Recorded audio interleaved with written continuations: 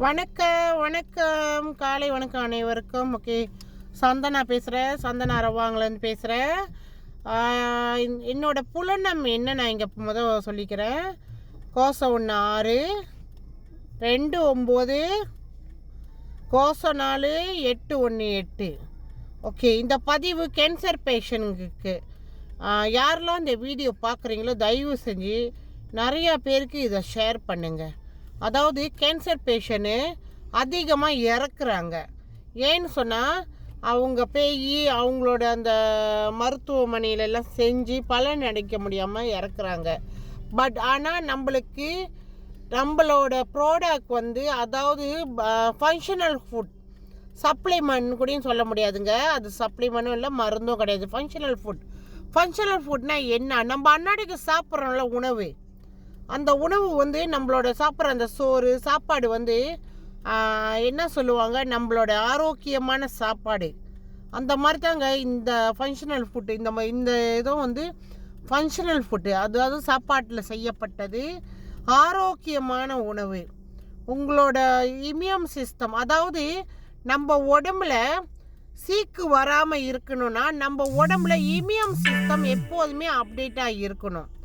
Immune சிஸ்டம்ன்றது என்னது? நோய் எதிர்ப்பு சக்தி. அது உங்களுக்கு ஆக்டிவாக இருந்துச்சுன்னா உங்கள் உடம்புல சீக்கு வராது.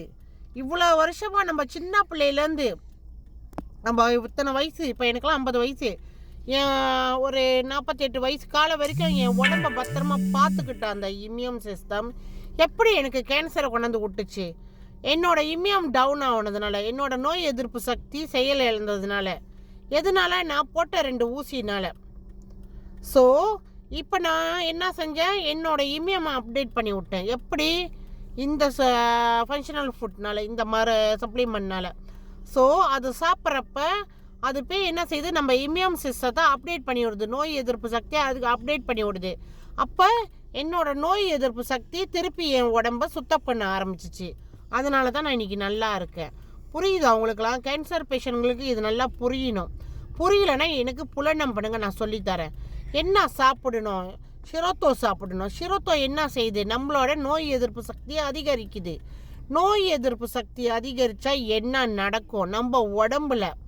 அதாவது மைக்ரோபாஷன்னு ஒரு இது இருக்குது. அதாவது அதுதான் நம்ம உடம்ப சின்ன பிள்ளையிலேருந்து நம்மளுக்கு உள்ளுக்கு ஒரு டாக்டராக இருந்து வேலை செய்கிறது. உள்ளுக்குள்ளே புண்ணுங்களை ஆத்துறது, உள்ளுக்கு என்னால் இப்போ நம்மளுக்கு வெளியே எப்படி புண்ணு வருது, எங்கெங்கெல்லாம் புண்ணு வருது, பிரச்சனையாக இருக்குது. இதே மாதிரி நம்ம உடம்பு உள்ளுக்கு உள்ளதை பார்த்துக்கிறது அந்த மைக்ரோஃபோன் நோய் எதிர்ப்பு சக்தி. ஸோ அதை நீங்கள் அப்டேட் பண்ணணும். அது செயலை இழந்ததுனால தான் நம்மளுக்கு எல்லாம் இந்த கேன்சர் அப்படின்ற ஒரு நோய் தாக்க ஆரம்பிச்சிருச்சு. ஸோ நான் அதை அப்டேட் பண்ணேன், முறைப்படி செஞ்சேன், எல்லாம் எடுத்தேன். அதுக்கு தகுந்த மாதிரி என்னோடய லிவரை சுத்தப்படுத்தினேன், என் ரத்தத்தை சுத்தப்படுத்தினேன், எல்லாம் செஞ்சேன். இன்றைக்கி நான் நல்லா இருக்கேன். இப்போ மட்டும் இல்லைங்க, இன்னும் 80 90 100 வயசு வரைக்கும் நான் நல்லா இருப்பேன். இன்னும் நிறையா பேருக்கு இந்த வழியை காட்டுவேன். நீங்களும் என் கூட பயணம் செய்யணும்னு நினச்சிங்கன்னா கண்டிப்பாக எனக்கு புலனம் பண்ணுங்கள். நான் எந்த வழியில் நல்லா வந்தனோ, நான் எப்படி நல்லா இருக்கேன், இந்த விஷயத்த உங்களுக்கு நான் சொல்லித்தரேன். என் கூட வாங்க. தயவு செஞ்சு லேட் பண்ணாதீங்க. கேன்சர்னு தெரிஞ்சிருச்சுன்னா நீங்கள் எவ்வளோ லேட் பண்ணுறீங்க அவ்வளவும் நம்மளுக்கு பிரச்சனை. எனக்கு பிரச்சனை இல்லைங்க, உங்களுக்கு பிரச்சனை. ஏன்னா நான் நிறையா பேரை பார்க்குறேன், நிறையா பேர்கிட்ட சொல்லி இருக்கிறேன்.